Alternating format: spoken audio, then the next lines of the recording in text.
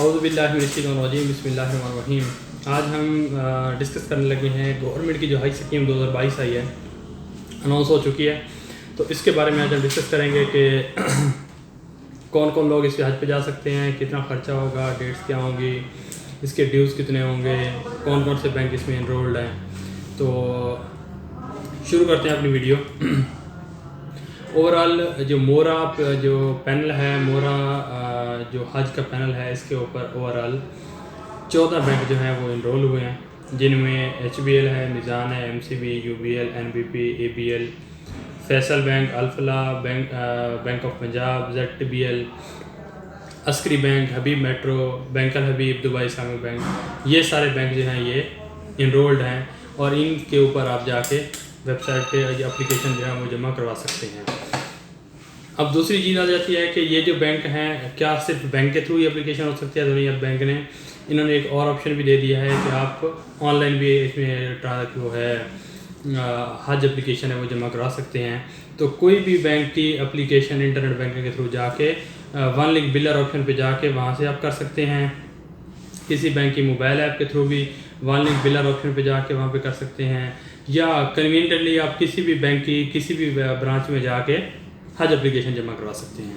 اور اس میں جو ہے اگر ہم ڈسکس کریں کہ ان کی ڈیٹس کیا ہوگی، آن لائن اپلیکیشن ڈیٹس کی جو ہیں ابھی 1 مئی سے لے کے 13 مئی تک کی ڈیٹس اناؤنس ہوئی ہیں کہ 13 مئی تک دونوں ڈیٹس انکلوڈڈ ہیں۔ 13 کو بھی اب جمع ہوں گی یہ اس میں اپلیکیشن جتنی بھی حج کی ہیں، تو یہ 13 مئی تک کی اپلیکیشن اس میں جمع کروا سکتے ہیں آن لائن کے تھرو۔ اور اگر آپ بینک کے تھرو کروانا چاہتے ہیں تو یہ 9 مئی کو اناؤنس ہوگا انشاءاللہ۔ اس میں جو ہے 9 مئی سے لے کے 13 مئی تک انشاءاللہ جو اپلیکیشنز ہیں حج کی یہ بینک جمع کریں گے، میزان بینک بھی اس میں جمع کرے گا۔ اور گروپ جو اس کی بیلٹنگ ہوگی وہ 15 مئی کو انشاءاللہ اس کی بیلٹنگ ہوگی۔ اور جو ایکسپیکٹڈ اماؤنٹ ہے یہ 7 لاکھ سے لے کے 10 لاکھ تک اماؤنٹ ہو سکتی ہے، بٹ ابھی فائنلائز نہیں ہوئی، 9 تاریخ کو انشاءاللہ یہ فائنل ہو جائے گی۔ اور اگر گورنمنٹ جو ہے حج پالیسی 2022 9 مئی تک اناؤنس نہیں کر پاتی تو پھر یہ ہوگا کہ آپ 50,000 کے ٹوکن اماؤنٹ جمع کروا کے حج اپلیکیشن جمع کروا سکتے ہیں، اور ادروائز اناؤنس ہو جاتی ہے تو پھر ایز پر پالیسی جو اناؤنس ہوگی اس کے مطابق ہی حج اپلیکیشن جمع کروا سکتے ہیں۔ اچھا، اس کے بعد آ جاتا ہے کہ ایلیجیبل بندہ کون کون سے ہیں، کون کون سے لوگ ہیں جن کو جو حج کے لیے ایلیجیبل ہیں اور جا سکتے ہیں۔ کوئی بھی پاکستانی انڈیویجول، پاکستان میں ابھی 81,000 لوگوں نے جانا ہے، 81,000 سمتھنگ لوگوں نے، 300 سمتھنگ لوگوں نے جانا ہے قرآن اندازی کے تھرو۔ تو جو لوگ 65 سال یا اس سے کم کی ایج رکھتے ہیں 5 اگست 2022 تک، جن کی ایج 65 سال یا اس سے کم تک ہوگی، وہ ایلیجیبل ہیں۔ یا کوئی بھی بندہ جس نے حج کبھی پرفارم نہ کیا ہو اور اس کی ایج 65 سال سے کم ہو تو وہ بھی ہو سکتا ہے۔ یا اگر کسی نے 2015 سے پہلے حج کے لیے اپلائی کیا تھا اور اس حج پہ ہو کے آیا تھا، اور اس کے بعد ابھی وہ دوبارہ گورنمنٹ اسکیم جو 2022 کی ہے اس کے لیے اپلائی کر سکتا ہے۔ اگر کوئی بندہ جس نے 2015 کے بعد حج پرفارم کیا ہے اور دوبارہ گورنمنٹ اسکیم کے لیے جانا چاہتا ہے تو وہ نہیں جا سکتا، وہ ناٹ ایلیجیبل ہے۔ اس کو چاہیے کہ وہ الگ سیپریٹ جو ہے پرائیویٹ حج اسکیم کے تھرو جائے۔ اور اس کے علاوہ جو ہے جو پرائیویٹ حج اسکیم کے تحت اگر کوئی بندہ 2015 سے 2019 کے درمیان گیا تھا، ابھی دوبارہ اپلائی کرنا چاہتا ہے گورنمنٹ حج اسکیم میں، تو وہ ایلیجیبل ہے اور وہ کر سکتا ہے اپلائی۔ اچھا، اب چلے جاتے ہیں ہم کہ اس کی انسٹرکشن کیا ہوگی آن لائن اپلیکیشن جمع کروانے کے لیے، اور اس کا اس سے پہلے ڈسکس کر لیتے ہیں کہ گروپ کتنے کے ہو سکتے ہیں۔ تو گروپ 1 ممبر کا بھی ہو سکتا ہے، گروپ 2 ممبر کے بھی ہو سکتے ہیں، گروپ 5 ممبر کا بھی ہو سکتا ہے، گروپ میکسیمم 14 نمبر کا بھی ہو سکتا ہے۔ تو گروپ کے پہ کوئی وہ نہیں ہے، کیٹیگری نہیں ہے۔ اور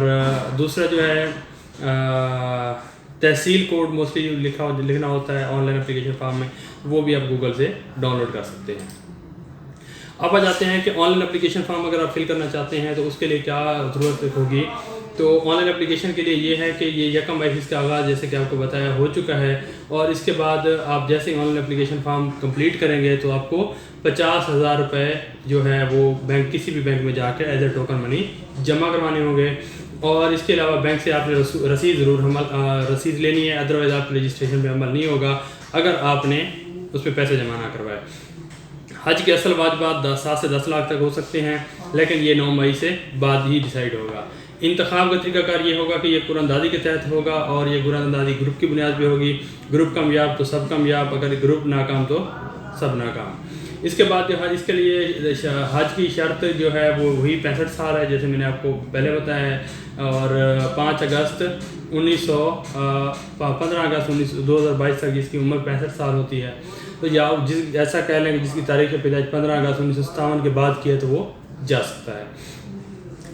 کوئی بھی بندہ جو پاکستانی کارڈ ہولڈر ہے، اس کے پاس قومی پاسپورٹ جو نیشنل پاسپورٹ ہے، ریڈیبل پاسپورٹ موجود ہونا چاہیے، جس کی آخری جو مدت ہے یا جس کی ایکسپائری ڈیٹ جو ہے وہ تقریباً ہونی چاہیے 5/1/2023، تو وہ بھی ایلیجیبل ہے، وہ جا سکتا ہے۔ اس کے علاوہ جو ہے جتنے بھی لوگ جائیں گے حج کے لیے وہ مکمل صحت مند ہوں گے، اور ان کے لیے کرونا ویکسینیشن بوسٹر ویکسینیشن لگانا لازمی ہوگا، اور ان کو پی سی آر ٹیسٹ بھی اپنی حج روانگی سے پہلے کروانا ہوگا۔ اور اس کے علاوہ اگر کوئی خاتون ہے اور اس کی جو حمل ہے وہ 5 مہینے یا اس سے زیادہ ہے، تو اس کو حج پہ جانے کی ضرورت نہیں ہے، وہ اپنا الگ سے معائنہ کروائے پہلے، اس کے بعد حج روانگی سے پہلے وزارت کی جو لیڈی ڈاکٹر ہے اسے معائنہ کروانے کے بعد ہی جا سکتی ہے۔ اچھا، میڈیکل سرٹیفکیٹ جو ہے کووڈ-19 کا وہ بھی ساتھ لے کے جانا ہے، اور وہ بھی کسی بھی میڈیکل سرٹیفکیٹ بھی بنوا کے اپنا ساتھ لے کے جانا ہے۔ اس کے علاوہ جو معذور ہے، اس معذور بندے کے ساتھ اس کا کوئی بھی